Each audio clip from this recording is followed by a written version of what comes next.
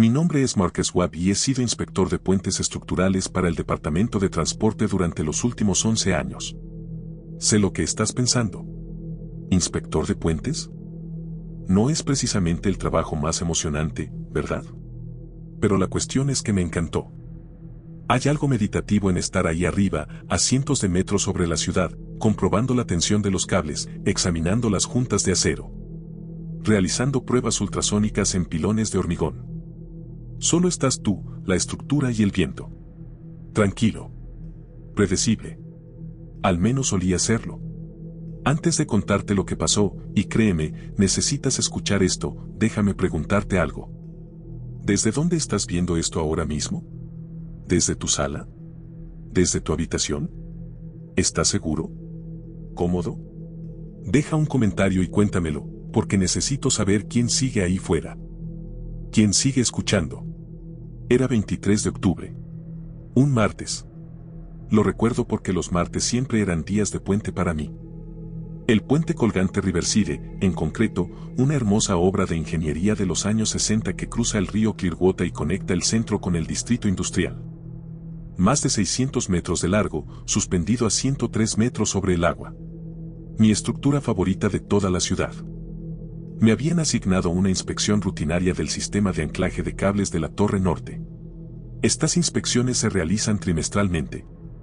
Se sube a la escalera de mantenimiento interior, se revisa la corrosión, se mide el desgaste de los cables y se documenta todo. Un procedimiento estándar. Lo había hecho unas 40 veces antes. El clima esa mañana era perfecto. Cielos despejados, temperatura de unos 20 grados y viento suave del este. Llegué a la entrada del puente a las 6:47, registré con Tommy Reeves, el encargado habitual de la puerta, y conduje mi camioneta de inspección hasta el punto de acceso a la Torre Norte. Tommy era un buen chico. Siempre tenía café listo y siempre preguntaba por mi hija Sarah. Tenía 7 años entonces y estaba obsesionada con los caballos y el dibujo. Esa misma mañana le había enseñado a Tommy su último boceto, una obra maestra con crayones de nuestra familia frente a un arco iris. Él le sonrió. Tiene talento, Marcus. Lo heredó de su madre, dije. Esa fue la última conversación normal que tuve. Reuní mi equipo, cámara digital, medidor de espesor ultrasónico, kit de detección de grietas, arnés de seguridad, casco y portapapeles. La puerta de acceso a la torre requería una llave especial que llevaba en mi llavero desde hacía años. La puerta se abrió con un chirrido, como siempre, y entré en el oscuro hueco de hormigón donde se encontraba la escalera de mantenimiento. Subir a la plataforma del teleférico dura unos 12 minutos. Son 85 metros de subida, e incluso después de todos estos años, me ardían las piernas al llegar a la cima. Pero la vista. Dios mío, la vista hizo que valiera la pena cada vez. Desde arriba, se podía ver la ciudad entera extendida como un mapa viviente. El horizonte del centro al oeste, con torres de cristal que captaban el sol de la mañana. Las naves industriales al este, con sus techos de metal formando un mosaico geométrico. El río abajo, oscuro y lento, con algunos barcos pesqueros madrugadores dejando estelas blancas en el agua. Podía ver el tráfico que empezaba a acumularse en el puente debajo de mí. Coches entrando a la ciudad para ir a trabajar. Gente tomando café en el Starbucks de la Quinta Calle. Corredores en Riverside Park. La vida transcurría como siempre. Normal. Predecible. Seguro. Comencé mi inspección a las 7:23 de la mañana, siguiendo metódicamente mi lista de verificación. Tensión del cable, dentro de los parámetros aceptables. Niveles de corrosión, mínimos. Integridad estructural, excelente. Estaba tomando fotografías de una junta de remache sospechosa cuando escuché la primera sirena. No era inusual en el centro. Los vehículos de emergencia eran un ruido de fondo constante. Pero luego escuché otra. Y otra. Me detuve, cámara en mano, y miré hacia el centro de la ciudad. 4 patrullas avanzaban a toda velocidad hacia el sur por Merchant Street, con las luces destellando. Una ambulancia lo seguía de cerca. Aún así, nada demasiado alarmante. Era una ciudad de 1,2 millones de habitantes. Ocurrieron accidentes. Regresé a mi trabajo. A las 7:51 de la mañana escuché lo que parecían disparos. Me detuve. Escuché. Pum, pum, pum. Definitivamente disparos. Quizás a 6 cuadras, cerca del distrito hospitalario. Tenía el teléfono en el bolsillo. Lo saqué, pensando en mirar las noticias, quizá ver si pasaba algo que me interesara. Pero antes de que pudiera desbloquearlo, empezó a sonar. Mi esposa, Jennifer. Hola, cariño, respondí. Estoy en el puente, ¿qué pasa? Marcus, algo está pasando. Su voz sonaba tensa, asustada. Dicen en las noticias que hay algún tipo de ataque en el centro. En varios lugares. Dicen que la gente se quede en casa. Volví a mirar la ciudad. Ahora había más sirenas. Muchas más. Veía humo saliendo de algún lugar cerca del ayuntamiento. ¿Qué tipo de ataque?, pregunté. No lo saben. Dicen que la gente se ataca. Se muerde. Marcus, mostraron un video y parecía que... La línea se cortó. ¿Jen? ¿Jennifer? Nada. Me aparté el teléfono de la oreja. No había señal. No estaba bien. Tenía las barras de sonido llenas aquí arriba, siempre. Intenté devolver la llamada. Directamente me salió una señal de ocupado. Algo frío se instaló en mi pecho. Desde mi posición estratégica, podía ver al menos una docena de columnas de humo que se elevaban desde diferentes puntos de la ciudad. El tráfico en el puente que tenía debajo se había detenido. Estaba completamente paralizado. La gente salía de sus coches, se paraba en la calzada y señalaba hacia el centro. Y entonces oí los gritos. Al principio, débil, pero cada vez más fuerte. No solo una persona. Mucha gente. Un coro de terror se alzaba desde las calles. Me acerqué al borde de la plataforma del cable y miré directamente al tablero del puente, 18 metros por debajo de mi posición. El atasco se había convertido en caos. La gente corría. No caminaban rápido, no trotaban, corrían a toda velocidad, como si les fuera la vida en ello. Huyendo de algo. Aún no podía ver qué era. Pero podía oírlo acercarse. Fue entonces cuando me di cuenta de 3 cosas simultáneamente. 1. Algo estaba muy, muy mal. 2. Estaba atrapado a 340 pies sobre el suelo sin ninguna salida rápida. 3. Lo que sea que estaba sucediendo allí abajo se estaba propagando rápidamente. No tenía ni idea de lo que estaba presenciando. No tenía ni idea de cómo el mundo estaba a punto de cambiar por completo. De cómo todo lo que conocía, mi trabajo, mi rutina, mi vida segura y predecible, estaba llegando a su fin en tiempo real. Yo era inspector de puentes. Sabía de estructuras. Sabía de ingeniería. Sabía de cálculos de carga, análisis de fatiga y patrones de tensión metalúrgicos. No sabía nada sobre supervivencia. Pero estaba a punto de aprender. Los gritos se hicieron más fuertes. Me agarré a la barandilla de seguridad y me asomé todo lo que me permitía el arnés, intentando ver qué causaba el pánico en el puente. El atasco se había convertido en un caos absoluto. Las puertas de los coches estaban abiertas. Un camión semirremolque se había doblado sobre 3 carriles. La gente se subía a los vehículos, subiéndose a los capós y techos. Y luego los vi. Los infectados. Todavía no sabía cómo llamarlos así. Al principio, solo parecían personas corriendo. Pero algo fallaba en su forma de moverse. Demasiado rápido. Demasiado agresivo. Casi a trompicones. Como si sus cuerpos funcionaran con pura adrenalina, sin importarles las lesiones ni el agotamiento. Eran unos 20, llegando al puente desde el centro. Perseguían a los demás. Y cuando atraparon a alguien, vi cómo derribaron a una mujer con traje azul cerca de un Honda Civic. 3 de ellos la rodearon. Estaba demasiado alto para ver los detalles, pero no me hizo falta. Sus gritos me lo dijeron todo. Mis manos empezaron a temblar. Jesucristo, susurré. Más infectados inundaban el puente. 40. 50. Se movían como una manada, persiguiendo a cualquiera que corriera. Vi a un hombre intentando defenderse con una barra de hierro. Logró alcanzar a uno de ellos, un golpe contundente en la cabeza que debería haber derribado a cualquiera. El infectado tropezó y volvió a arremeter. Ni siquiera aminoró la marcha. Mi teléfono vibró. Un mensaje de texto. Me costó 3 intentos sacarlo del bolsillo porque mis manos no dejaban de temblar. Jennifer, encerrada en casa con Sarah.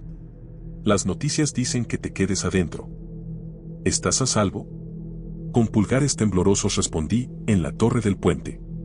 No puedo bajar. ¿Qué pasa? La respuesta llegó de inmediato, no lo saben. Hay ataques por todas partes. Los hospitales están desbordados. Dijeron que las víctimas de mordeduras son. El mensaje se cortó. Intenté llamar. No hay conexión. Lo intenté de nuevo. El mismo resultado. Un fuerte ruido de rotor me hizo levantar la vista. Un helicóptero de noticias se acercaba desde el sur, volando a baja altura sobre el río. Noticias del Canal 7, blanco y rojo, su helicóptero de tráfico que solía informar sobre los viajes matutinos.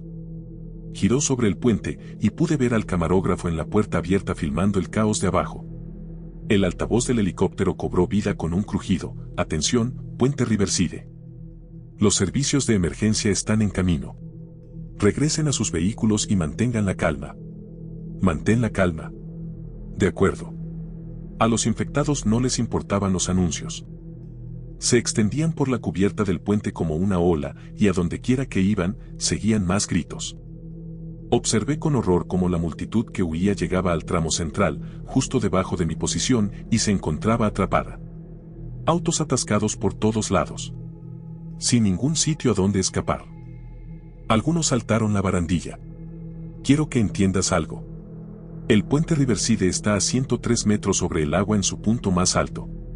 Es un edificio de 32 pisos. Nadie sobrevive a esa caída. Nadie. Pero vi que al menos una docena de personas lo eligieron de todos modos. El helicóptero estaba dando vueltas de regreso, más bajo, quizás a unos 60 metros sobre el puente. Lo suficientemente cerca como para ver el interior de la cabina. El piloto parecía joven, asiático, y llevaba auriculares. Estaba concentrado en los controles, pero el camarógrafo a su lado lo filmaba todo frenéticamente. No sé qué me impulsó a hacerlo. Desesperación, quizá. Empecé a agitar los brazos, saltando en la plataforma del cable. ¡Hey! ¡Aquí arriba! ¡Ayuda! El camarógrafo me vio primero. Lo vi tocar el hombro del piloto y señalar. El helicóptero se inclinó hacia mi posición y de repente me encontré mirando al piloto a través de la ventana de su cabina desde unos 24 metros de distancia. Él me miraba fijamente con los ojos muy abiertos. El helicóptero se acercó. Peligrosamente cerca de los cables del puente. Podía sentir la corriente del rotor, tan fuerte que me hizo agarrarme a la barandilla. El piloto gritaba algo, haciendo gestos. No podía oírlo por el ruido del rotor. Señaló el caos, luego a mí, y luego hizo un gesto de cortarse la garganta. La señal universal para decir, estás jodido. Gracias, amigo. Me fue muy útil. Pero entonces levantó un dedo. Espera. Se alejó de la torre en círculos, ganando altura, y pensé que se iba. Pero no, estaba reposicionándose. Hizo girar el helicóptero para que quedara en vuelo estacionario a unos 30 metros de la plataforma del cable, con el morro apuntando hacia mí. El camarógrafo abrió la puerta del todo y me ofreció una radio. Una radio portátil. Intentaba lanzármela. La distancia era demasiado grande. No podía hacer ese lanzamiento en la estela del rotor. Pero lo intentó de todos modos. La radio voló por el aire, describiendo un arco hacia mí, quedándose al menos a 9 metros de distancia. La vi caer en picado hacia el río. Maldita sea. El piloto y el camarógrafo discutían, podía ver su lenguaje corporal incluso desde allí. Entonces el camarógrafo sacó otra radio. ¿Los helicópteros de tráfico solían llevar 2? ¡Qué suerte! Esta vez, el piloto acercó el helicóptero. Mucho más. Demasiado, la verdad. Podía oír el rugido de la turbina, podía ver cómo cambiaba el paso del colectivo mientras luchaba por mantener la posición cerca de la torre. El tipo era increíblemente hábil o estaba completamente loco. Probablemente ambos. El operador de cámara echó el brazo hacia atrás y lanzó. La radio voló por el aire describiendo un arco perfecto. Extendí la mano, aún con el temblor en las manos, y, milagro de milagros, la capté. Lo tiré al suelo de inmediato, casi se me cae por el borde, pero logré sujetarlo contra mi pecho con ambos brazos. El corazón me latía tan fuerte que pensé que me iba a desmayar. El helicóptero retrocedió a una distancia segura. Miré la radio. Era una radio portátil de aviación estándar, con el logo de noticias del canal 7 en el lateral. La encendí, busqué el control de volumen y presioné el botón de transmisión. «Hola. ¿Me oyes?» Estática. Luego, entendido. «Dios mío. ¿Qué demonios haces ahí arriba?» La voz del piloto. Parecía joven, quizá de unos 30 y tantos. Asustado, pero intentando disimularlo. «Inspección del puente», dije, lo cual sonó absurdo incluso al decirlo. «Llevo aquí desde las 7:30. ¿Qué pasa ahí abajo? ¿No te has enterado?» «Está por todas partes, hombre». Empezó hace unos 40 minutos. Primero en el centro, luego se extendió. La gente empezó a atacarse. A morderse. Parece que tuvieran rabia o algo así. Miré hacia el tablero del puente. Los infectados habían invadido por completo el tramo central. Había cadáveres en la calzada. Tantos. Y los infectados estaban alimentándose. No había otra palabra para describirlo. ¿Cuántos?, pregunté. Llegan informes de toda la ciudad. Cientos de ataques. Quizás miles. Los servicios de emergencia están desbordados. Policía, bomberos, ambulancias, no dan abasto. ¿Y qué pasa con el ejército? ¿La Guardia Nacional? Nada todavía. Creo que nadie sabe lo grave que es esto. Solo somos un helicóptero de tráfico, amigo. Vinimos a informar sobre un accidente y, en cambio, encontramos. Su voz se fue apagando.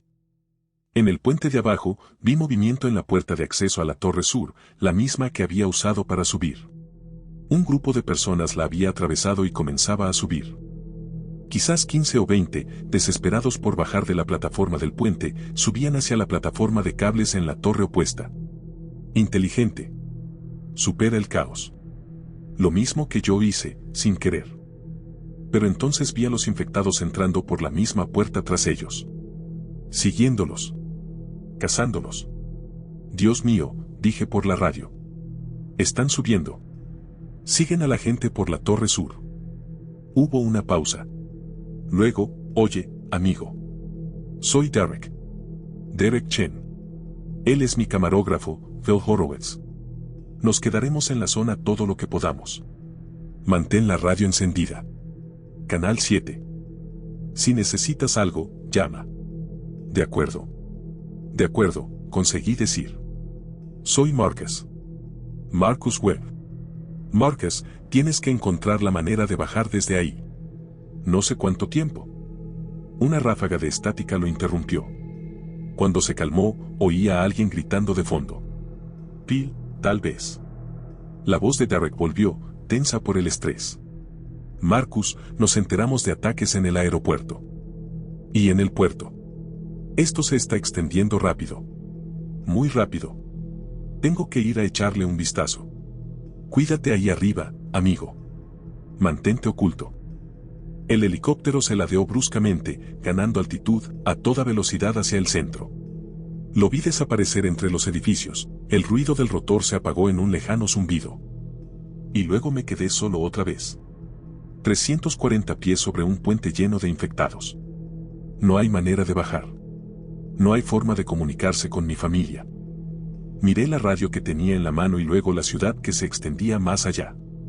Salía humo de al menos 20 lugares diferentes. Podía oír explosiones a lo lejos. Alarmas de coches. Sirenas que parecían venir de todas partes y de ninguna. Saqué mi teléfono de nuevo. Seguía sin señal. Lo intenté de todos modos, escribiéndole un mensaje a Jennifer: te amo. Amo a Sarah.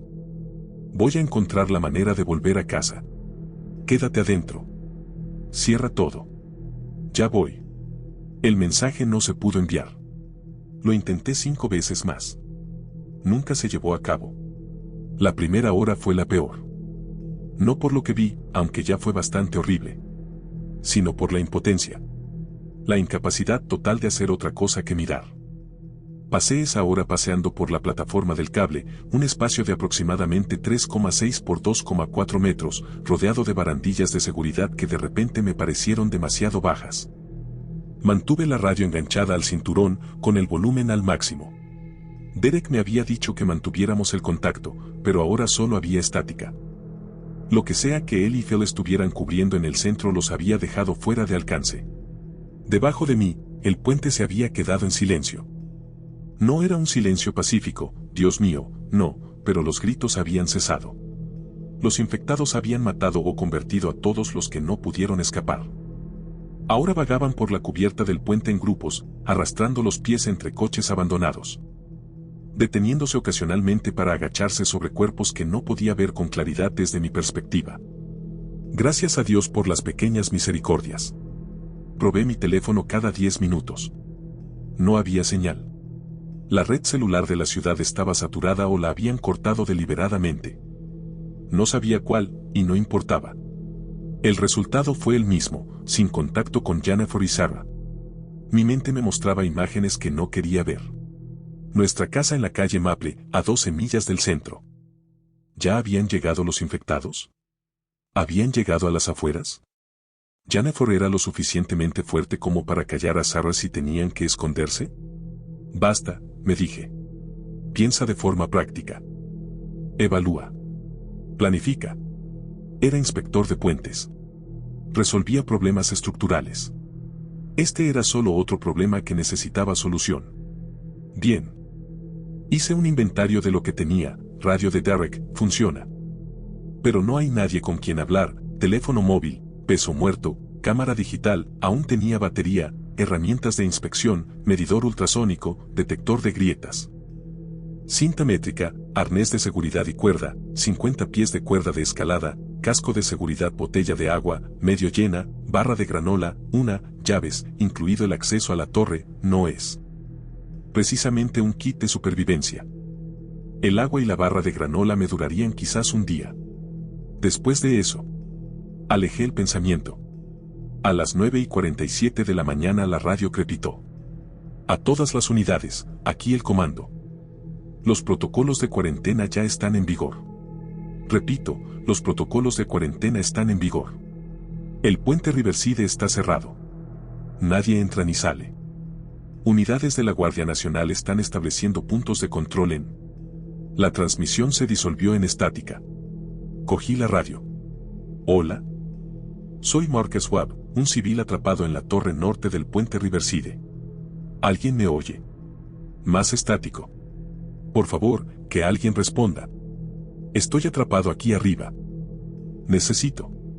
Unidad civil, les habla el sargento Moss, Guardia Nacional, Tercer Batallón. ¿Dijeron que están en el puente? Una voz de mujer. Firme, controlada, militar. Sí, casi grité. Estoy en la plataforma del cable de la Torre Norte. Soy inspector de puentes. Estaba haciendo mantenimiento de rutina cuando empezó esto. No puedo bajar, la escalera de acceso atraviesa el tablero del puente y está llena de esas cosas. Pausa. Podía oír voces de fondo, indistintas. Civil, confirme su posición. ¿Está en la plataforma del cable? ¿En la estructura superior? Afirmativo. A unos 340 pies sobre el agua, 60 pies sobre el tablero del puente. Otra pausa, esta vez más larga. Civil, seré sincero. Estamos estableciendo un perímetro a 2 cuadras de cada extremo del puente. No podemos sacarlo en este momento. Todos los helicópteros disponibles se están utilizando para evacuaciones críticas. Personal médico, funcionarios del gobierno. ¿Entiende? Se me encogió el estómago.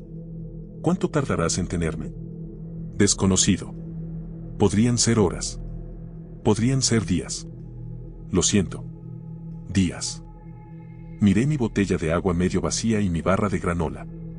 ¿Hay alguna estructura ahí arriba?, preguntó el sargento Moss. ¿Refugio? ¿Suministros? Me giré y miré la torre. La plataforma de cables estaba al aire libre, expuesta a la intemperie. Pero allí estaba la sala de mantenimiento. Nunca había estado dentro, no formaba parte de mi ruta de inspección, pero sabía que estaba allí. Un pequeño espacio cerrado integrado en la estructura de la torre, a unos 6 metros por debajo de la plataforma de cables, al que se accedía por una estrecha pasarela. Hay una sala de mantenimiento, dije. Todavía no la he revisado. Hazlo. Ahora. Asegura una posición defendible con cobertura aérea. ¿Y los civiles? Sí. Manténgase fuera de este canal a menos que sea una emergencia. Tenemos mucho tráfico ahora mismo. Pero mantenga la radio encendida. Estén atentos. Recibirán actualizaciones. La señal de llamada es Guardián 7 si nos necesitan. ¿Entendido? Entendido. Gracias, sargento. Mantente con vida, civil. Fuera el musgo. La radio se quedó en silencio. Me quedé allí un momento, procesando la información. Luego me desabroché el arnés de seguridad de la barandilla de la plataforma de cables y empecé a bajar por la pasarela hacia la sala de mantenimiento. La pasarela era de malla de acero, de 60 centímetros de ancho, con pasamanos de cable. Envolvía el exterior de la torre, y cada paso me ofrecía una vista clara del tablero del puente. Intenté no mirar. Lo intenté y fracasé. Los infectados estaban justo debajo de mí. Unos 30 se agrupaban cerca de la base de la torre norte. Habían visto la pasarela. Se estiraban, arañando el aire, emitiendo sonidos que no eran del todo humanos. Gemidos. Siseos. Me moví más rápido. La puerta de la sala de mantenimiento estaba pintada del mismo gris industrial que la torre. Cerrada. Por supuesto. Saqué mi llavero y probé todas las llaves que tenía. Ninguna funcionaba. Maldita sea. Examiné la cerradura. Un cerrojo industrial estándar. No era algo que pudiera forzar. Pero la puerta en sí era vieja, el marco aún más viejo. Había pasado 11 años examinando la fatiga del metal. Reconocía los puntos débiles al verlos. Retrocedí hasta donde lo permitió la pasarela y luego golpeé la puerta con el hombro. Un dolor intenso me recorrió el brazo. La puerta no se movió. Lo intenté de nuevo. Mismo resultado. A la tercera, le di una patada. Justo al lado de la cerradura. El marco se quebró, lo oí, pero aguantó. Cuarta patada. Quinta. Con la sexta patada, el marco se astilló y la puerta salió volando hacia adentro. Me tropecé con la oscuridad. La sala de mantenimiento era pequeña, de unos 3 metros cuadrados. Polvorienta. El aire olía a óxido y grasa vieja. La luz se filtraba por una única ventana sucia que daba al este, lejos de la ciudad. A medida que mis ojos se acostumbraban, pude distinguir formas, un banco de trabajo, estanterías metálicas, rollos de cable, herramientas. Y en la esquina, gracias a Dios, un paquete de agua embotellada. Corrí hacia allí. 6 botellas. Sin abrir. Probablemente las había dejado el personal de mantenimiento hacía meses.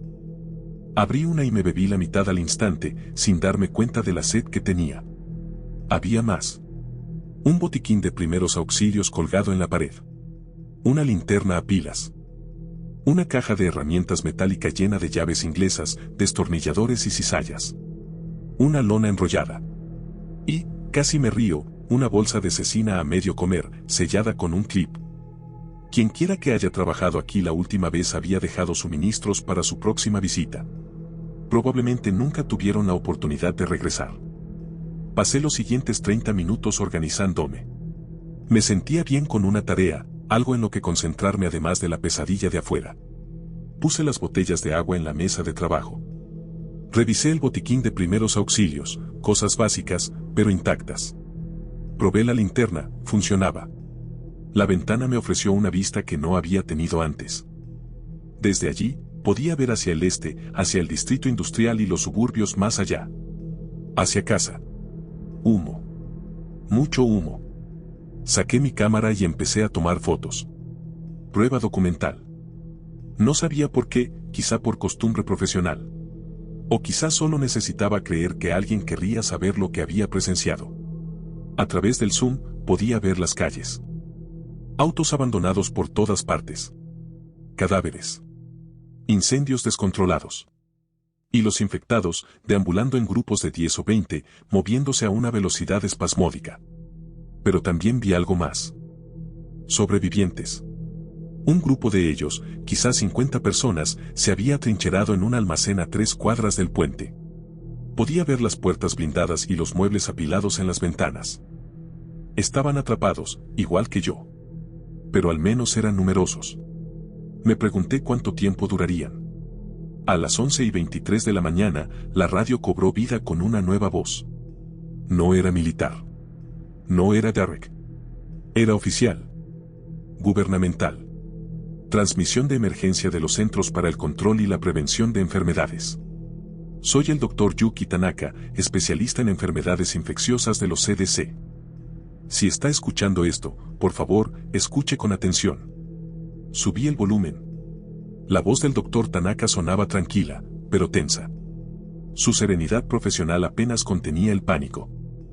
Aproximadamente a las 7:30 a.m., hora del este, los servicios de emergencia de varias ciudades importantes comenzaron a recibir reportes de víctimas que mostraban una agresividad extrema, atacando a otros y mordiendo. Los informes iniciales sugerían un brote relacionado con drogas o un episodio de psicosis masiva. Ella hizo una pausa. Oí el crujido de papeles. Ahora sabemos que no es ninguna de las dos cosas.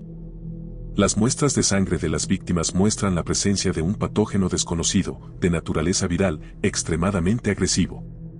Con un periodo de incubación de aproximadamente 8 a 20 minutos tras la exposición por mordedura o contacto con fluidos.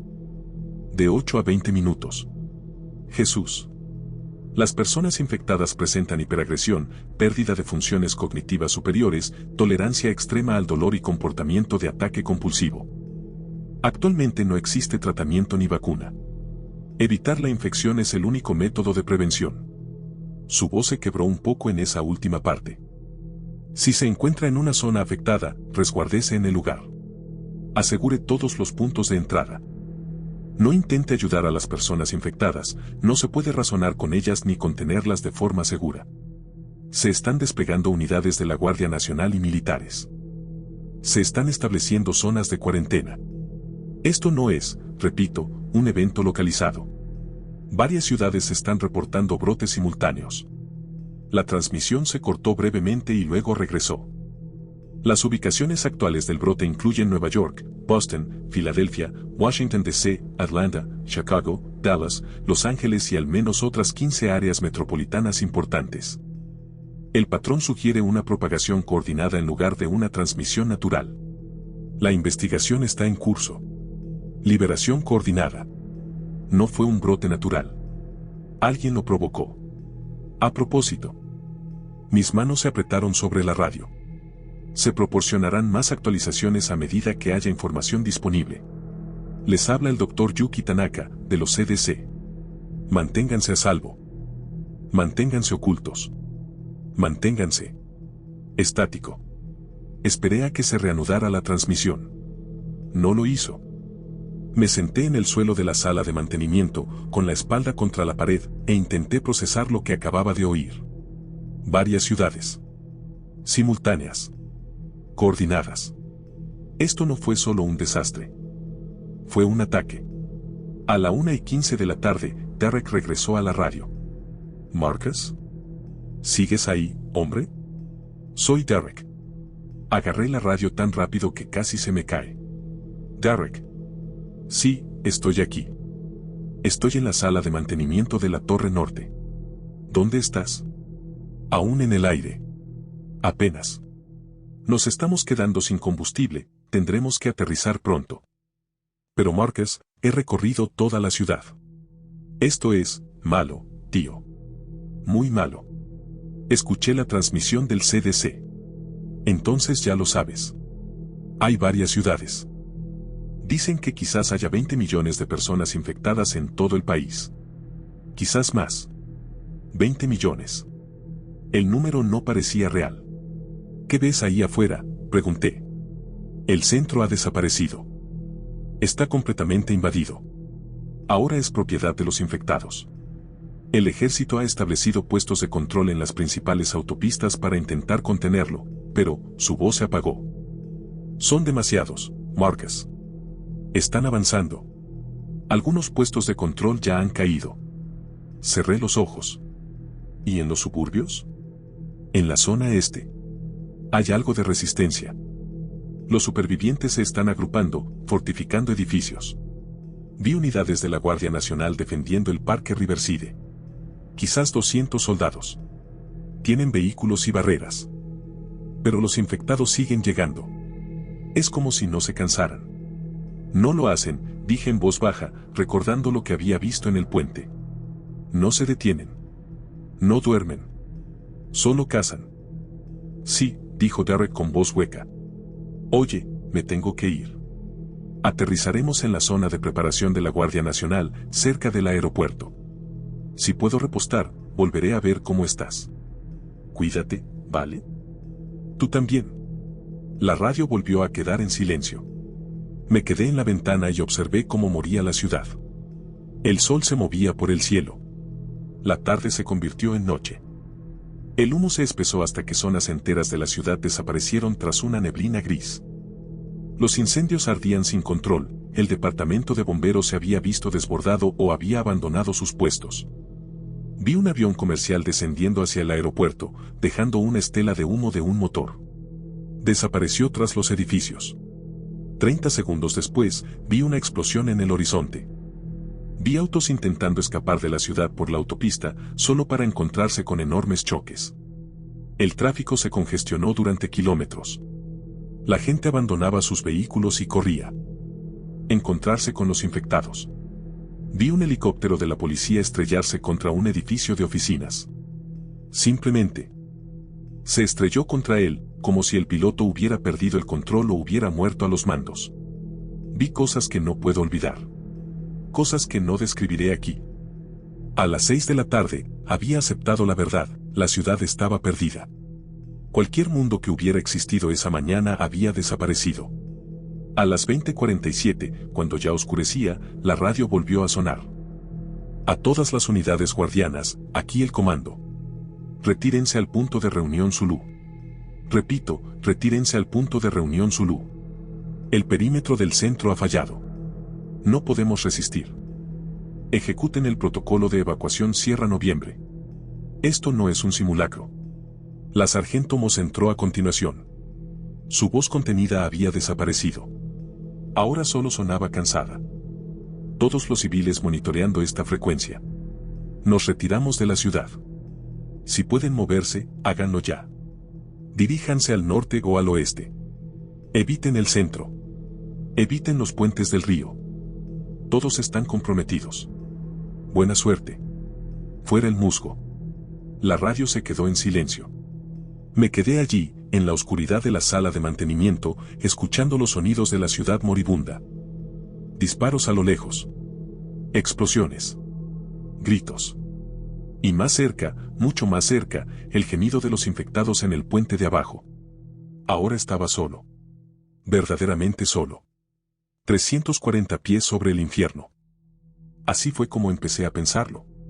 No por fecha, que importaban las fechas ahora, sino por incrementos de supervivencia. Día 1, atrapado. Día 2, aceptado. Día 3, adaptado. Había adoptado una rutina. Amanecer, revisar la cubierta del puente de abajo en busca de patrones de movimiento infectados.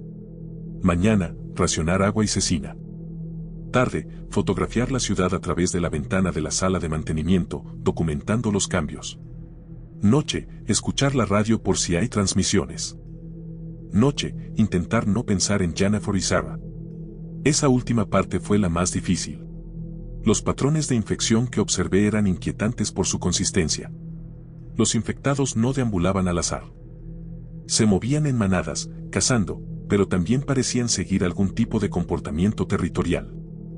Había visto al mismo grupo de unos 40 infectados reclamar la cubierta del puente como su zona. La patrullaban. La defendían cuando otros grupos se acercaban desde la ciudad. Estaban aprendiendo. O quizás organizar. No sabía qué era peor. Había llenado la tarjeta de memoria de mi cámara con fotografías. Planos generales del horizonte de la ciudad o lo que quedaba de él. Imágenes ampliadas del comportamiento de los infectados. Documentación de los patrones de propagación del fuego. Edificios derrumbados. Posiciones militares siendo invadidas. Pruebas. ¿De qué? No lo sabía. ¿Pruebas de que el mundo había terminado? ¿Las futuras generaciones las necesitarían? Si hubiera generaciones futuras. En la mañana del cuarto día, estaba fotografiando un grupo de infectados que rodeaban una tienda de conveniencia 6 cuadras al este cuando vi algo que me dejó paralizado. Movimiento en una azotea. Movimiento no infectado. Movimiento humano. Deliberado. Con propósito. Hice zoom con la cámara. Una mujer, de unos 30 y tantos años, con el pelo oscuro recogido en una coleta. Llevaba pantalones tácticos y una chaqueta negra y estaba instalando algo en el tejado. Parecía una antena portátil o un amplificador de señal. Ella era una sobreviviente. Como yo. Aislada. Sola. La observé trabajar durante unos 10 minutos. Era metódica y profesional. Probablemente con entrenamiento militar. Cuando terminó con la antena, sacó unos binoculares y empezó a explorar la zona. Barriendo hacia mi posición. No lo pensé. Simplemente agarré mi cámara y empecé a encender y apagar la tapa del objetivo. Creando una señal. Luz, oscuridad, luz, oscuridad. Lo vio inmediatamente. Los binoculares apuntaron a la torre del puente. Durante un largo rato, nos quedamos mirándonos a lo lejos. Su edificio estaba a unos 250 metros de mi posición. Lo suficientemente cerca para verla, demasiado lejos para gritar. Bajó los binoculares y levantó una radio. Agarré el mío y jugueteé con el dial de frecuencia. ¿Alguien me recibe? Soy Elena Vázquez, transmitiendo por el canal de emergencia 16. Si hay alguien con vida monitoreando, por favor, responda. Pulsé el botón de transmisión. Soy Mark Swab. Puedo verte. Estás en el edificio de oficinas blanco, 6 manzanas al este del puente Riverside. Silencio. Luego, Dios mío. ¿Hay alguien vivo? Marcus, ¿dónde estás? Veo la señal luminosa, pero... Estoy en el puente. En la torre norte. Arriba, en el nivel de mantenimiento de la plataforma del cable. ¿Has estado ahí arriba todo este tiempo? Ya hace 4 días. Mierda. Se rió, pero fue un sonido hueco. Y yo que creía que lo tenía muy mal. Estoy en la azotea del Mercer Financial Plaza. Llevo aquí desde el primer día. Las puertas están soldadas por dentro. Soy exmilitar, Elena Vázquez, sargento de la 82ª División Aerotransportada, retirada. ¿Eres militar? Inspector de puente, dije. Civil, solo estaba haciendo mi trabajo cuando empezó esto. Lugar equivocado, momento equivocado. Historia del apocalipsis. Hizo una pausa. ¿Tienen provisiones ahí arriba? Un poco. Agua, un poco de comida. Tú. Más de lo que necesito para una sola persona. El edificio tiene una sala de descanso. Tengo comida para 2 semanas y tengo cuidado. El problema es el agua, los tanques del edificio se están agotando. Se me ocurrió una idea. El puente tiene agua. Reservas de emergencia en la base de la torre. Si pudiera bajar. Puede. Miré hacia la cubierta del puente. Todavía estaba llena de infectados. No es seguro. La escalera de acceso pasa justo por donde están. Sí. El mismo problema aquí. La planta baja está abarrotada. Entraron por el aparcamiento el segundo día. Apenas llegué al tejado. Hablamos durante la siguiente hora. Intercambiamos información. Notas de supervivencia. Se sentía bien escuchar otra voz humana que no fuera una transmisión de radio lejana. Elena había estado de visita en la ciudad para una entrevista de trabajo cuando se desató el brote. Pura mala suerte. Había consolidado su posición, pero, como yo, estaba atrapada. He estado monitoreando el tráfico de radio, dijo. Los canales militares están prácticamente inactivos. Lo que queda de la Guardia Nacional se ha replegado al campamento Henderson, a unos 96 kilómetros al norte. Están estableciendo un perímetro de cuarentena alrededor de toda la ciudad. ¿Cuarentena? ¿Simplemente nos están dejando aquí? Protocolo de contención estándar. No podemos permitir que esto se extienda a otras regiones. Mantendrán el perímetro, quizá envíen equipos para recopilar información, pero ¿extracción de supervivientes? Rió con amargura. Somos de baja prioridad, Marcus. Muy baja. Miré por la ventana a la ciudad moribunda. ¿Cuánto tiempo crees que nos queda? ¿Hasta qué? ¿Hasta que nos muramos de hambre? ¿Hasta que los infectados encuentren la manera de subir? ¿Hasta que el gobierno decida esterilizar toda la zona? Guardó silencio un momento. No lo sé. Pero estoy trabajando en algo. Esa antena que instalé. He estado intentando triangular señales de radio, localizar dónde podrían estar otros supervivientes. Hay al menos 50 personas transmitiendo. Quizás más que solo estén escuchando. 50 entre 1,2 millones, dije en voz baja. 50, que sepamos. Podrían ser cientos. Miles, incluso. Solo tenemos que aguantar. La radio se quedó en silencio. Esperé, observándola a través de la cámara. Estaba agachada, mirando algo. Luego se levantó y se puso en movimiento, agarrando su antena. Marcus, tengo movimiento. Un infectado sube por la escalera de incendios. Nunca lo han intentado.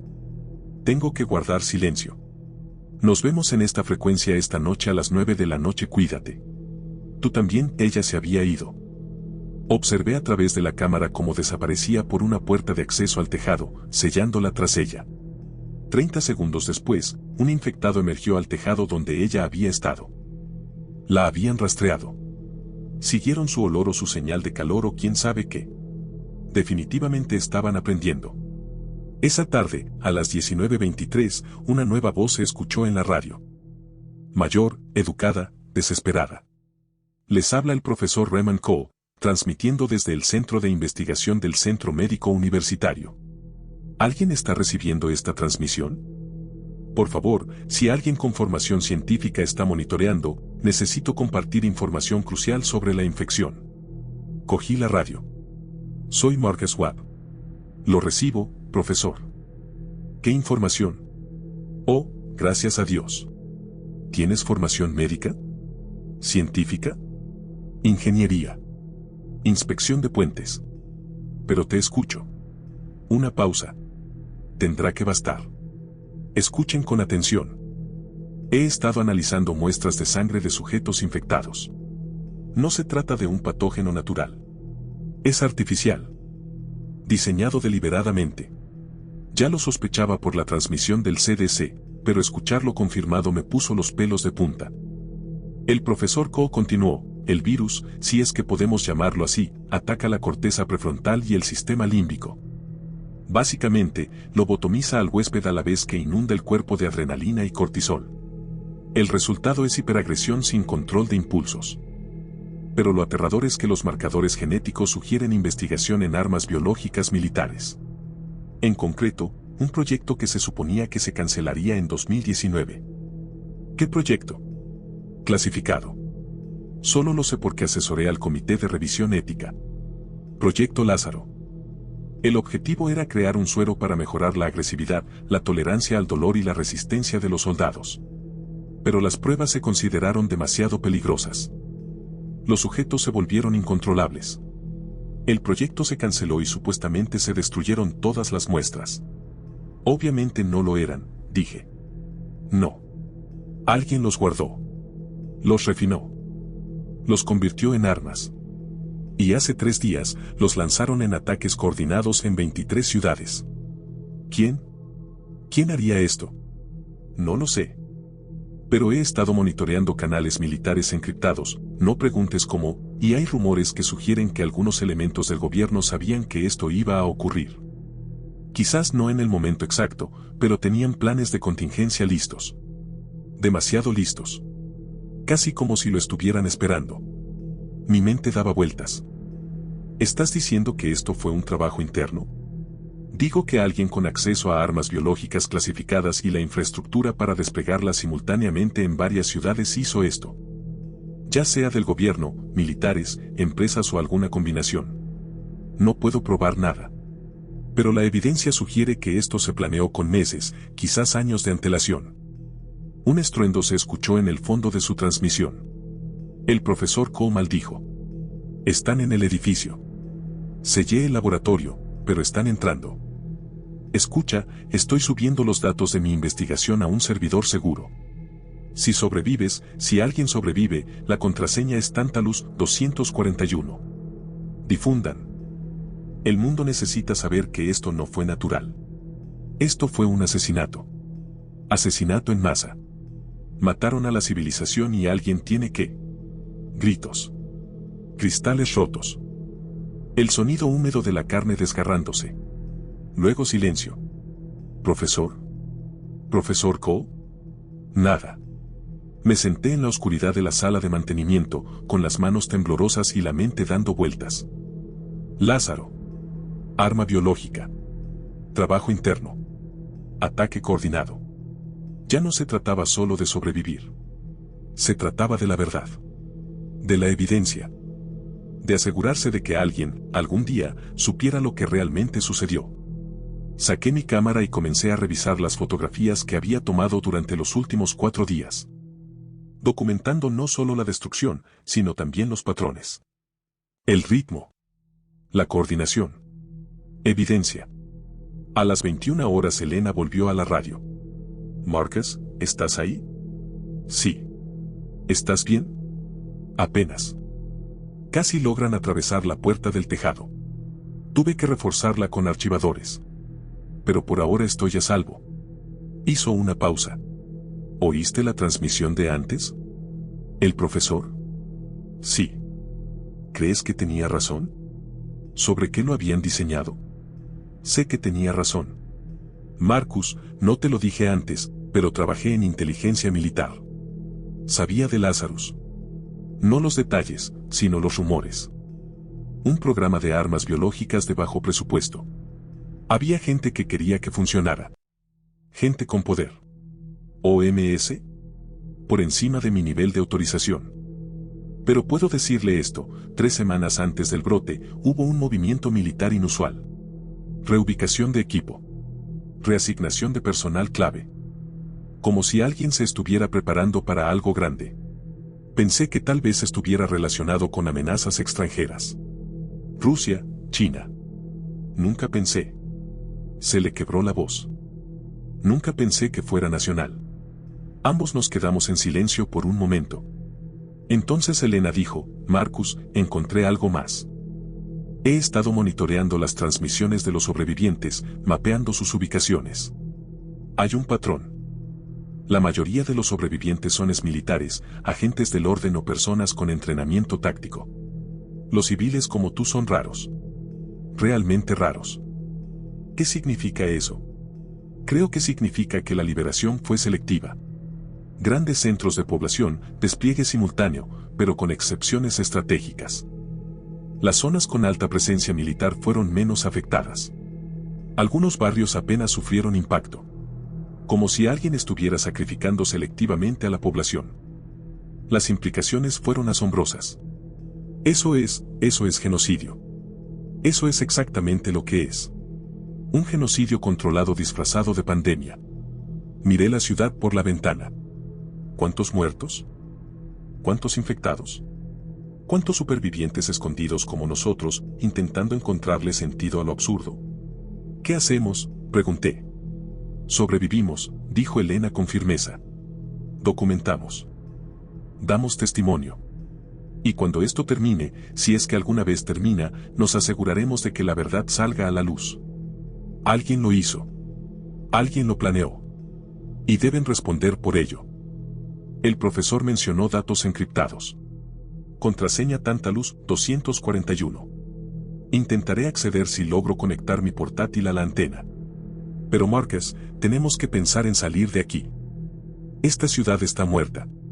Los que sobrevivan son los que se van. ¿Cómo? Estoy atrapado en la torre de un puente. Tú estás atrapado en un tejado. Estoy en ello. Hay un helicóptero médico en la azotea del Hospital General, 8 cuadras al sur. Si llego, si tiene combustible, quizá pueda llevarnos de regreso. ¿Sabes volar helicópteros? El ejército me entrenó en Black Hawks. Los helicópteros médicos no son tan diferentes. Es una posibilidad remota, pero es mejor que esperar aquí a morir. Un movimiento abajo me llamó la atención. Miré hacia la cubierta del puente. Los infectados se marchaban. Bajaban del puente hacia la ciudad. Todos. Como si algo los hubiera llamado. Elena, los infectados del puente se están moviendo. Todos. Se dirigen al centro. Lo mismo digo. Están abandonando el perímetro del edificio. ¿Qué demonios? Ambos escuchamos. A lo lejos, un sonido nuevo. Bajo. Rítmico. Cada vez más fuerte. Helicópteros. Muchos de ellos. Militares, susurró Elena. Ya regresan. Marcus, apaga la radio. No transmitas. Puede que no estén aquí para rescatarnos. ¿Qué quieres decir? Confía en mí. Silencio total. Ahora. Apagué la radio y me acerqué a la ventana. Los helicópteros aparecieron sobre el horizonte del centro. No eran aviones de rescate. Eran helicópteros de ataque. Aviones de combate Apache. 6 en formación. Y empezaron a disparar. Los misiles impactaron contra los edificios. Las ametralladoras arrasaron las calles. No apuntaban a los infectados. Lo atacaban todo. Edificios. Estructuras. Infraestructura. Estaban destruyendo la ciudad. Observé con horror cómo un misil impactaba en el almacén donde había visto a supervivientes atrincherados el primer día. El edificio explotó en una bola de fuego que iluminó el cielo nocturno. Los mataron. A los sobrevivientes. Los militares simplemente los mataron. Los helicópteros sobrevolaron el centro 3 veces, destruyendo sistemáticamente cualquier cosa que pudiera servir de refugio. Luego, se desviaron, desapareciendo en la oscuridad. El silencio volvió. Volví a encender la radio. Elena. Estoy aquí. Su voz sonó hueca. ¿Viste eso? Sí. No están rescatando a nadie, Marcus. Están desinfectando. Destruyendo pruebas. Eliminando testigos. Tenemos que salir de aquí. Sí, asintió. De verdad que sí. El 5.º día comenzó con una decisión que salvaría mi vida o acabaría con ella. Me estaba yendo hacia abajo. Los infectados habían abandonado el puente durante el ataque militar, atraídos por las explosiones y el caos del centro. Por primera vez en 5 días, la plataforma del puente estaba vacía. No era seguro, ningún lugar lo era, pero estaba más vacío que antes. Esta era mi oportunidad. Quizás mi única oportunidad. Elena y yo lo habíamos planeado desde el amanecer. Su posición en el tejado le permitía ver claramente mi ruta de descenso. Me guiaría, vigilaría a los infectados y me avisaría si se acercaba algo. A cambio, si llegaba a tierra, me dirigiría al hospital y comprobaría si el helicóptero médico era viable. Tiro lejano no era suficiente para describirlo. Pero quedarme en la torre significaba morir de hambre lentamente. Me quedaban quizás 3 días de agua. La cecina se había acabado. Mi cuerpo ya se estaba debilitando por la reducción de calorías y el estrés. Marcus, ¿estás listo? La voz de Elena resonó en la radio. Miré la cuerda de escalada que había convertido en un sistema de rapel. 15 metros de cuerda no me alcanzarían para bajar del todo, la caída desde la plataforma del cable hasta el tablero del puente era de 20 metros. Pero me acercaría lo suficiente para sobrevivir al último salto. Tal vez. Estoy tan preparado como alguna vez lo estaré, dije. Aseguré la cuerda al punto de anclaje más fuerte que encontré, una unión de cable de acero que había aguantado el peso del puente durante 60 años. Me sostendría. Probablemente. Abroché mi arnés de seguridad a la cuerda, respiré profundamente 3 veces y me balanceé sobre el borde. El descenso fue aterrador. Cada crujido de la cuerda, cada cambio de peso, me martilleaba el corazón. El viento me azotaba, haciéndome girar lentamente. Abajo, el tablero del puente se acercaba. 6 metros. 15.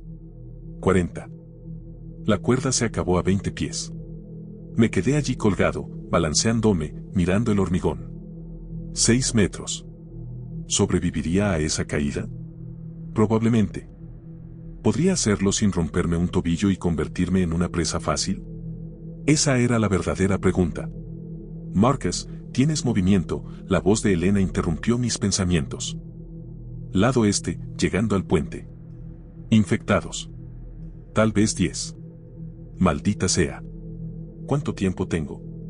2 minutos. Quizás menos. Se mueven rápido. No tuve elección. Tuve que dejarlo. Me solté de la cuerda, dije una oración rápida a quien pudiera estar escuchando y me solté. La caída pareció durar una eternidad. Golpeé el cemento con fuerza, rodando para distribuir el impacto como en las películas. Algo en mi hombro izquierdo me dolía, pero me movía, me ponía de pie con dificultad. Nada roto. Un pequeño milagro. «Te ven», gritó Elena por la radio. «Corre. Lado norte». Corrí. Mis piernas, débiles tras días de mínima actividad, protestaron de inmediato. Me palpitaba el hombro. Pero la adrenalina es una droga terrible, y corrí por el puente, sorteando coches abandonados y saltando sobre cuerpos que llevaba días observando desde arriba. Los infectados se acercaban. Podía oír sus pasos, sus gemidos húmedos. Llegué a la base de la torre norte y agarré la manija de la puerta de acceso. Bloqueado. Por supuesto que estaba cerrada. Yo misma la había cerrado hacía 5 días cuando subí. Mis llaves. ¿Dónde estaban mis llaves? Todavía en mi bolsillo. Con manos temblorosas, la saqué a tientas, encontré la correcta y la metí en la cerradura. Los infectados estaban a 30 pies de distancia. La llave giró. La puerta se abrió. Me lancé dentro y la cerré de golpe justo cuando el primer infectado se estrellaba contra ella desde el otro lado. La puerta se estremeció, pero resistió. Estaba en la base de la torre. Una sala de hormigón de unos 4,5 metros cuadrados, llena de equipos y paneles eléctricos. Una puerta de salida, la que acababa de cruzar. Sin ventanas. Sin otras salidas. Me acababa de atrapar a mí mismo. «Marcus», dijo Elena. «Marcus, háblame». «Estoy en la base de la torre», jadeé, jadeando. «Pero estoy atrapado. Están justo afuera de la puerta». «¿Puedes asegurarlo?» Miré a mi alrededor desesperadamente. Encontré una viga de soporte de acero. La agarré y la ajusté contra la manija de la puerta. No aguantaría para siempre, pero podría ganar tiempo. Los infectados se lanzaban contra la puerta. Una y otra vez. La viga aguantó. Apenas. «Tengo quizás unos minutos antes de que avancen», dije. «Tiene que haber otra salida». Revisé la habitación. Equipos. Paneles. Conductos eléctricos. Y allí, una trampilla de mantenimiento en el suelo. De unos 60 centímetros cuadrados. Un túnel de servicio. La abrí de golpe. Abajo, oscuridad. Una escalera que bajaba. No tenía ni idea de a dónde iba. Mejor que quedarse aquí. «Elena, encontré un túnel de servicio. Voy a entrar». «Espera, Marcus, no sabes dónde está». Me dejé caer en el túnel y cerré la escotilla sobre mí. Oscuridad total. Busqué a tientas mi teléfono, no había señal, pero la linterna seguía funcionando. La encendí. El túnel era estrecho, de unos 90 centímetros de ancho, con paredes de hormigón resbaladizas por la humedad.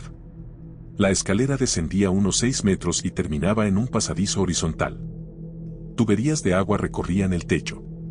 Podía oír el río al otro lado del muro, ahora estaba por debajo del nivel del agua, en los cimientos del puente. Empecé a gatear. No me quedaba más remedio que seguir adelante. El túnel parecía interminable. Me dolía el hombro. Tenía las manos en carne viva. El aire estaba viciado y sabía a óxido y moho. Pero seguí adelante porque la alternativa era la muerte. Después de lo que parecieron horas, pero probablemente fueron 15 minutos, vi luz adelante. Tenue, pero definitivamente luz. El túnel se abría a un espacio más amplio, una sala de bombas, a juzgar por el equipo. Una antigua sala de mantenimiento del sistema de drenaje del puente. Y allí, un alivio, una puerta de salida con la luz del día brillando alrededor de su marco. Me acerqué con cuidado. Escuché. No oí nada. Empujé la puerta para abrirla. Llegué al Parque Riverside, o lo que quedaba de él. La Guardia Nacional había establecido su puesto de mando aquí desde el primer día, podía ver los restos. Barreras de sacos de arena. Unbees abandonados. Cajas de suministros. Todo invadido y destruido. Cadáveres por todas partes. Soldados y civiles mezclados.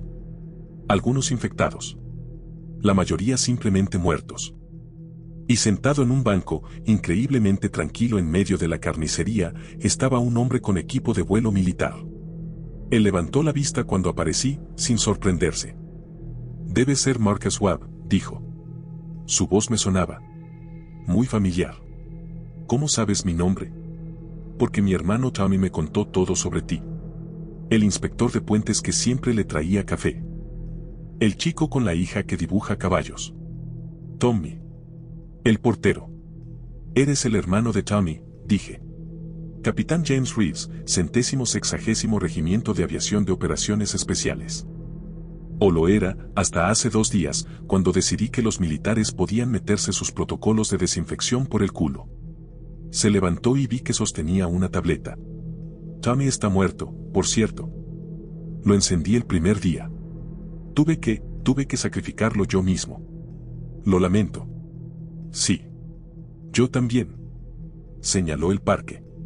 «He estado siguiendo las transmisiones de los supervivientes. Os oí a ti y a Elena Vázquez hablando del proyecto Lázaro. Sobre la conspiración. Pensé que necesitarían ayuda». «¿Ayuda para hacer qué?» «Exponiéndolo. Asegurándome de que la gente sepa la verdad». Levantó la tableta. «Esto tiene encriptación de grado militar.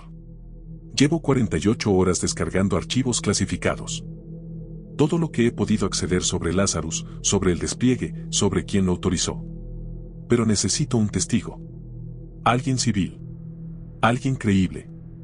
Ese eres tú». «¿Por qué yo?» «Porque no eres nadie.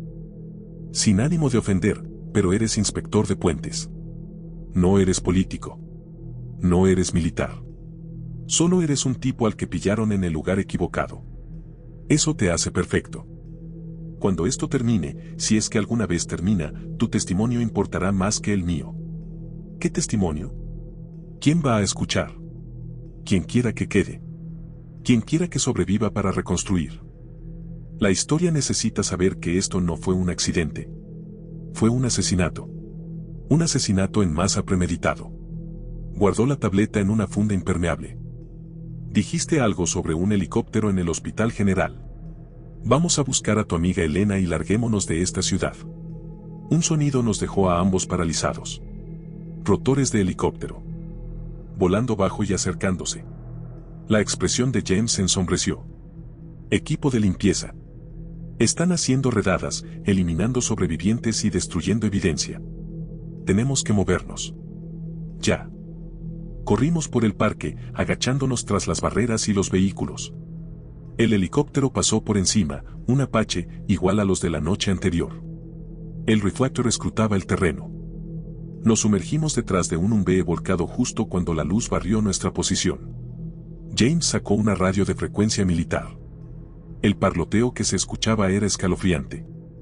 «Confirmando 0 supervivientes en el sector 7. Moviéndonos al sector 8. Recibido. Las reglas de combate siguen vigentes, eliminar a todos los testigos. Sin excepciones. ¿Qué pasa con los datos? Quémenlo. Quémenlo todo. Esta ciudad desaparecerá del mapa». James me miró. «¿Entiendes ahora? No están rescatando a nadie. Están borrando pruebas. Somos cabos sueltos». El helicóptero siguió avanzando hacia el centro de la ciudad. «El hospital está a 8 cuadras al sur», dije. «¿Podemos llegar? Quizás. Si somos listos y tenemos suerte». Me entregó una pistola de su chaleco. «¿Sabes usarla? Apuntar y disparar». «Bastante cerca. El seguro está aquí. Apunten al centro de masa. No desperdicien balas, no tenemos muchas». Revisó su arma, un fusil de asalto militar. «Manténganse cerca. Muévanse en silencio. Si nos encontramos con infectados, corremos. Si nos encontramos con militares, nos escondemos». ¿Despejado? Claro. Pasamos por el parque devastado, pasando junto a cadáveres y vehículos en llamas, hasta llegar a las calles más allá. La ciudad era un cementerio. Cada manzana contaba la historia de una última resistencia desesperada. barricadas construidas con muebles, autos quemados colocados como barreras, miles de casquillos, sangre por todas partes. Y los infectados. Docenas de ellos, vagando sin rumbo o agrupados en grupos. Los evitábamos cuando podíamos, y nos movíamos en silencio cuando no podíamos. 6 cuadras más adelante encontramos a Elena. Estaba atrapada en un callejón, con 3 infectados entre ella y la calle. Se había quedado sin munición, podía ver los cargadores vacíos esparcidos por su posición. James no dudó. 3 ráfagas controladas de su rifle. 3 infectados abatidos. Elena levantó la vista, con los ojos abiertos, sorprendidos y aliviados. ¿Quién demonios eres? Amigo de Marcus. Nos vamos. Vamos. Llegamos al hospital justo cuando el sol empezaba a ponerse. El edificio era una fortaleza, puertas con barricadas y ventanas reforzadas. Y en el tejado, visible desde la calle, esperaba el helicóptero médico. ¿Cómo llegamos allí arriba?, pregunté. La escalera de incendios está en el lado este, dijo Elena. La exploré ayer con binoculares. Está expuesta, pero es nuestra única opción. Dimos la vuelta hacia el este. La escalera de incendios estaba, efectivamente, expuesta, una estructura metálica adherida al exterior del edificio, completamente visible desde cualquier punto de la calle. Y la calle estaba llena de infectados. Al menos 50. Nunca lograremos cruzar sin que nos vean, dije. James sonrió con tristeza. Entonces haremos ruido en otro lugar primero. Los alejaremos. Sacó una bengala de su chaleco, la encendió y la arrojó calle abajo. La brillante luz roja atrajo de inmediato la atención de todos los infectados. Se giraron, casi al unísono, y se dirigieron hacia ella. Vete. Ahora. Corrimos hacia la escalera de incendios. La alcanzamos. Empezamos a subir. Los infectados nos vieron a mitad de camino. Se apiñaron en la base de la escalera de incendios, extendiéndose y trepando unos sobre otros. La estructura metálica tembló bajo nuestros pies. «Sigue moviéndote», gritó James. Subimos más rápido. 7 pisos. Me gritaban las piernas. Sentía el hombro destrozándose. Pero seguí subiendo porque la alternativa era caer en esa masa de infectados. Llegamos al tejado. El helicóptero estaba allí, blanco con cruces rojas, hermoso e imposible. Elena corrió hacia él y abrió la puerta del piloto. Tiene las llaves puestas. El indicador de combustible marca medio tanque. Es suficiente para salir de la ciudad. ¿Puedes volarlo?, preguntó James. Estamos a punto de descubrirlo. Empezó a realizar las comprobaciones previas al vuelo. James y yo nos acercamos al borde del tejado, observando a los infectados que estaban abajo. No podían subir por la escalera de incendios, era demasiado vertical, pero tampoco se marchaban. Y entonces lo oí. Ese sonido que me había atormentado en pesadillas durante 5 días. Rotores de helicóptero. Militares. Vienen hacia nosotros. Nos encontraron, dijo James con tristeza. Elena, ¿cuánto tiempo? 2 minutos. No tenemos 2 minutos. El Apache apareció en el horizonte del centro de la ciudad, con los reflectores cubriendo el área, y se dirigió directamente hacia el hospital. James levantó su rifle. Cuando se acerque, suban al helicóptero. Yo los detendré. No puedes luchar contra un Apache con un rifle, dije. Lo sé. Me miró. Haz que cuente, Marcus. Di la verdad. Que la gente lo sepa. Me entregó la tableta con los archivos cifrados. La contraseña es Tommy 2019. El nombre de mi hermano y el año en que se suponía que Lazarus terminaría. Poético, ¿verdad? El Apache se acercaba. 300 metros. 200. El motor del helicóptero de Elena arrancó con un hermoso rugido. Entra, gritó. Agarré el brazo de James. Ven con nosotros. Alguien tiene que darte tiempo para despegar. Vete. Corrí hacia el helicóptero. Salté. James se acercó al borde del tejado con el rifle en alto. El Apache abrió fuego. Las balas trazadoras resonaron en el techo. James se agachó tras un aparato de aire acondicionado, devolviendo el fuego, inútil contra el blindaje de la cañonera, pero ganando segundos. Elena tiró del colectivo. El helicóptero despegó. Más disparos. Algo impactó nuestro rotor de cola, sentí el impacto. El helicóptero giró bruscamente. «Nos han dado», gritó Elena. «Aguanten». Estábamos en el aire, pero inestables, girando mientras Elena luchaba con los controles. Abajo, James seguía disparando, seguía luchando. El Apache se alineó para otro pase. Y entonces James hizo algo que jamás olvidaré. Sacó algo de su chaleco, parecía una granada, y corrió directo hacia el Apache mientras flotaba, intentando preparar el tiro. Él lo tiró.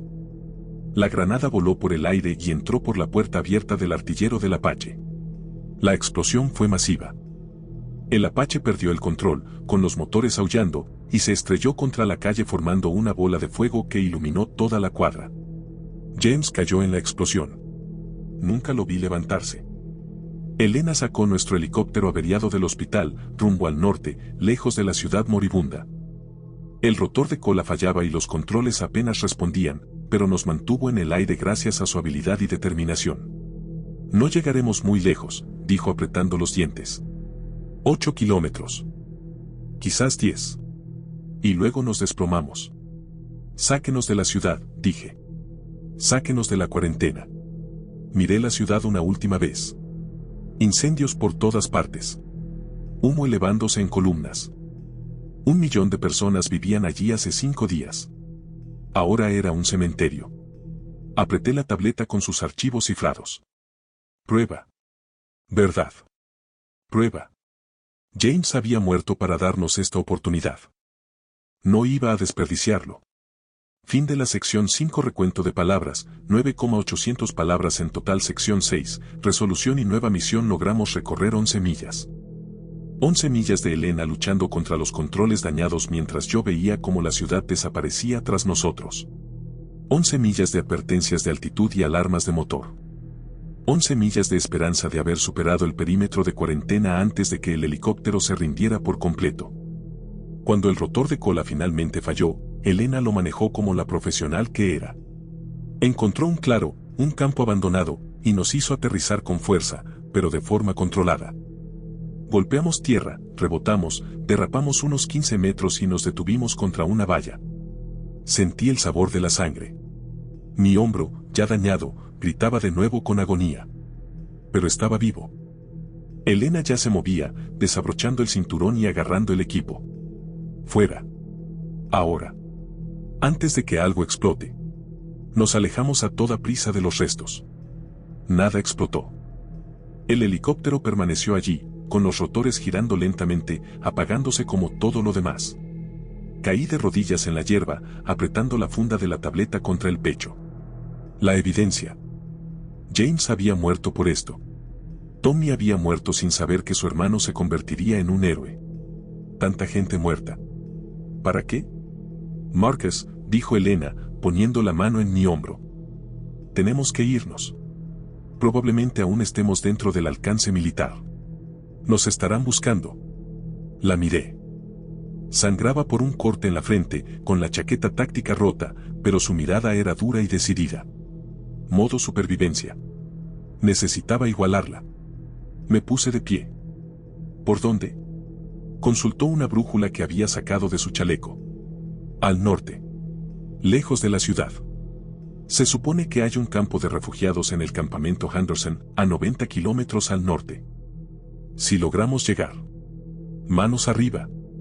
No se muevan. Nos dimos la vuelta. 3 soldados emergieron de la línea de árboles, con los fusiles en alto.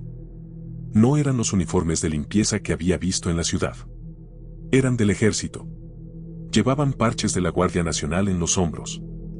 La soldado que encabezaba la operación, una mujer con galones de sargento, nos apuntaba con su arma. Identifíquense. ¿Están infectados? No. Dijo Elena de inmediato. Es sargento Elena Vázquez, 82ª División Aerotransportada. Soy Marcus Webb, civil. Acabamos de escapar de la zona de cuarentena. El sargento abrió mucho los ojos. ¿Saliste de la ciudad? No es posible. De ahí no sale nada vivo. Volamos, dije, señalando el helicóptero accidentado. Apenas lo logramos. Los soldados intercambiaron miradas. El sargento habló por radio: comando, aquí el puesto de control Delta 7.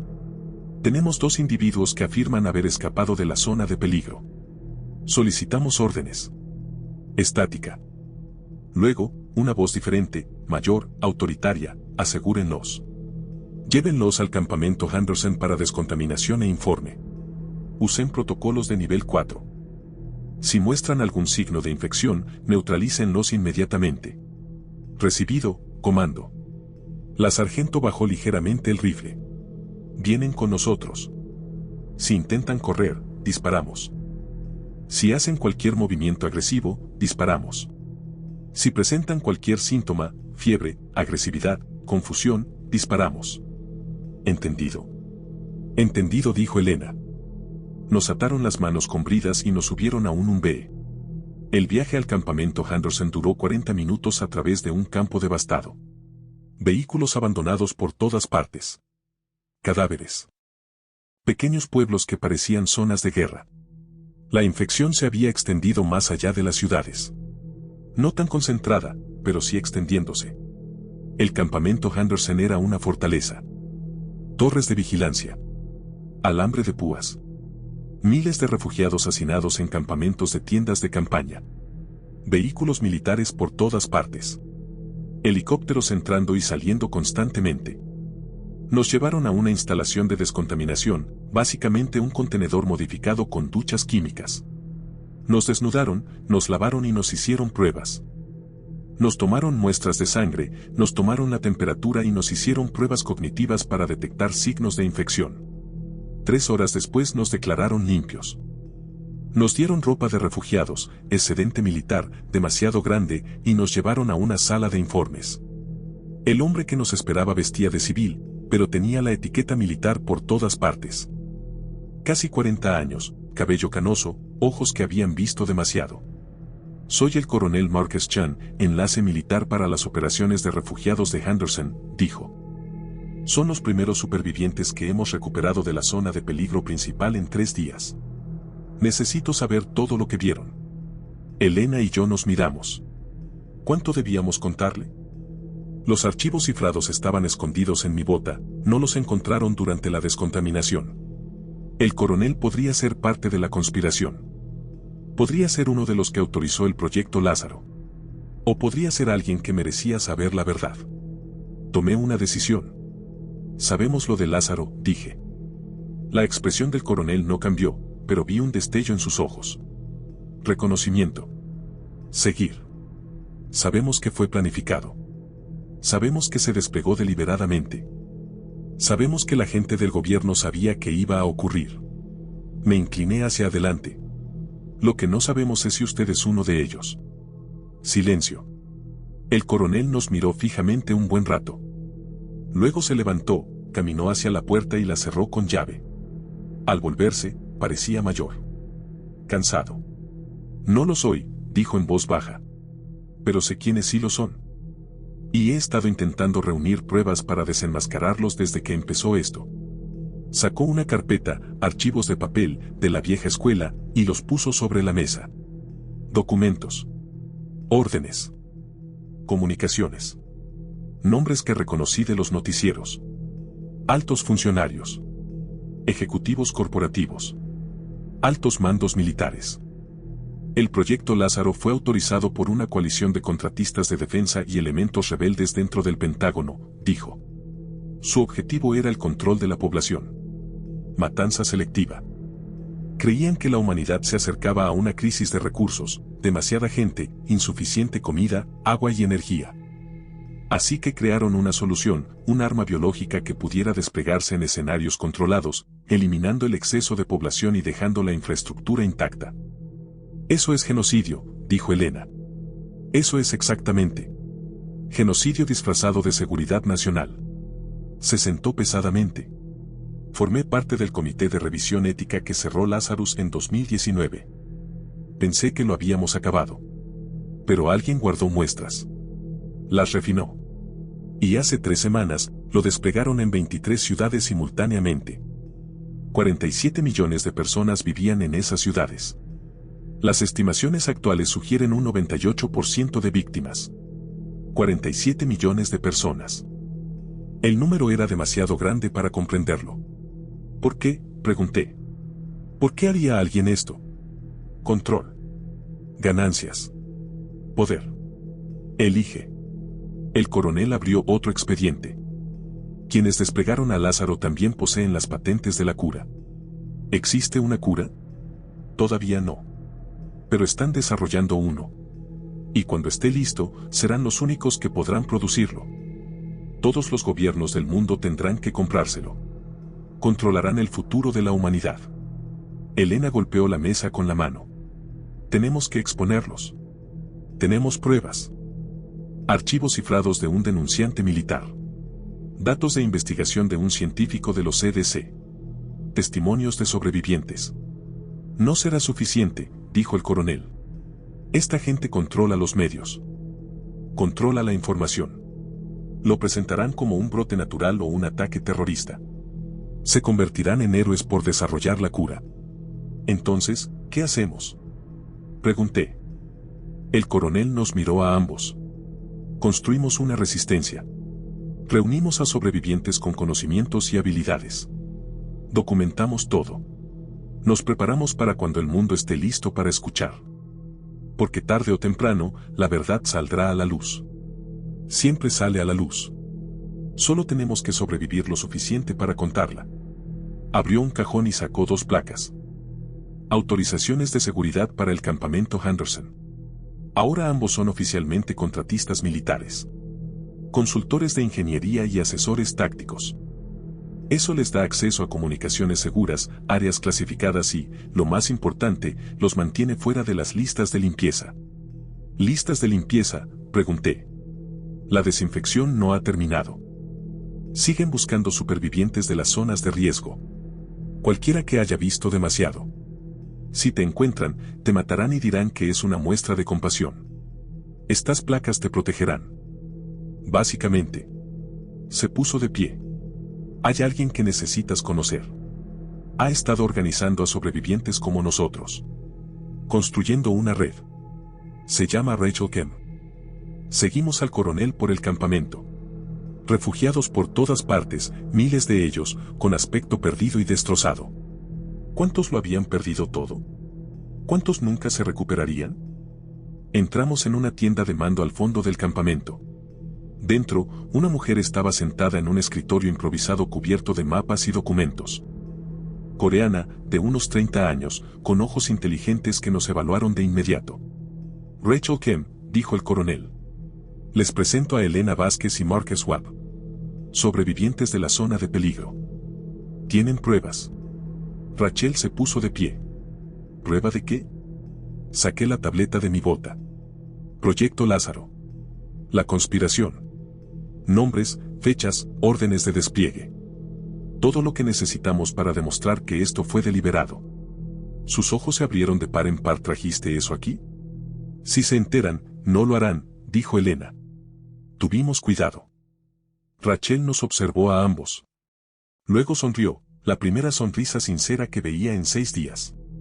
Bienvenidos a la resistencia. Durante la siguiente hora, nos mostró lo que había construido. Una red de supervivientes que abarcaba 12 campos de refugiados. Comunicaciones seguras. Almacenamiento de datos ocultos. Personas con habilidades cruciales, científicos, ingenieros, hackers, soldados. No solo sobrevivimos, explicó Rachel. Nos estamos preparando. Cuando llegue el momento, cuando el mundo esté listo, lo revelaremos todo. La verdad sobre Lázaro. Los nombres de los responsables. Pruebas que no se pueden ignorar ni suprimir. ¿Cuándo llegará ese momento?, pregunté. No lo sé. Meses. Años. Pero llegará. Y cuando llegue, estaremos listos. Miró la tableta. ¿La contraseña? Tommy 2019. Lo abrió. Empezó a revisar los archivos. Su expresión se ensombrecía con cada documento que leía. Esto es todo. Protocolos de despliegue. Resultados de pruebas. Transacciones financieras. Comunicación entre conspiradores. Levantó la vista. ¿Entiendes lo que tienes aquí? Esto es suficiente para derribar gobiernos, corporaciones, estructuras de mando militar. James Reeves murió para darnos eso, dije en voz baja. Tommy Reeves murió sin saber que su hermano se convertiría en un héroe. No podemos permitir que eso sea en vano. No será así, prometió Rachel. Lo cifraré y lo distribuiré por nuestra red. Copias redundantes en múltiples ubicaciones. No pueden suprimir lo que no pueden encontrar. Esa noche, me quedé fuera de mi tienda asignada y miré hacia el sur, hacia la ciudad. Hacia casa. Hacia Jennifer y Sarah. ¿Estaban vivos? La casa estaba a 12 millas del centro. Quizás habían escapado. Quizás habían llegado a otro campamento. O tal vez. No pude terminar ese pensamiento. Elena me encontró allí. No dijo nada, simplemente se quedó a mi lado, mirando el mismo horizonte. ¿Crees que lo lograron?, pregunté finalmente. Creo que tienes que creer que sí. Hasta que sepas lo contrario. Hizo una pausa. Mis padres estaban en Chicago. Probablemente nunca sabré qué les pasó. Pero tengo que creer que encontraron la manera de sobrevivir. Porque si no lo creo, ¿qué sentido tiene todo esto? Ella tenía razón. Saqué mi teléfono, aún sin señal, pero lo tenía cargado, y miré la última foto que había tomado antes del brote. Jennifer y Sarah en el patio trasero. Sarah sosteniendo el dibujo de un caballo. Ambas sonriendo. Los encontraría. O pasaría el resto de mi vida intentándolo. Pero primero tenía trabajo que hacer. La conspiración había acabado con la civilización. Ahora íbamos a acabar con la conspiración. Fin de la sección 6. Sección 7, cierre y llamado a la acción. Así que aquí estoy. 3 semanas después del brote. 3 semanas después de mi último día normal como inspector de puentes. Ya no soy esa persona. Ese Marcus Webb murió en la torre. El hombre que sobrevivió es alguien diferente. Alguien más duro. Alguien con una misión. La resistencia crece. Cada día se nos unen nuevos sobrevivientes. Personas que vieron lo que yo vi. Personas que perdieron lo que yo perdí. Personas que se niegan a dejar que la verdad muera con la civilización. La red de Rachel ahora abarca 42 campamentos en 6 estados. Hemos identificado a 23 miembros de la conspiración de Lázaro. Hemos documentado sus crímenes con todo lujo de detalles. Hemos ocultado pruebas en lugares que jamás encontrarán. Y nos estamos preparando para el día en que el mundo esté listo para escuchar. Elena está entrenando equipos tácticos. Enseñando a los supervivientes a defenderse. A contraatacar cuando sea necesario. Dice que estamos formando un ejército. Le creo. El coronel Chen trabaja desde dentro de la estructura militar. Reuniendo aliados. Identificando en qué oficiales se puede confiar. Preparándose para la inevitable confrontación. ¿Y yo? Hago lo que mejor sé hacer, ingeniería. Resolver problemas. Construir infraestructura para la resistencia. Redes de comunicación. Sistemas de datos seguros. Rutas de escape. Pero también estoy documentando. Escribo todo lo que vi.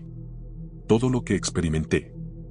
Creando un registro que quienes ostentan el poder no puedan borrar ni reescribir. Este guión que estás escuchando es parte de ese disco. Necesito que entiendas algo.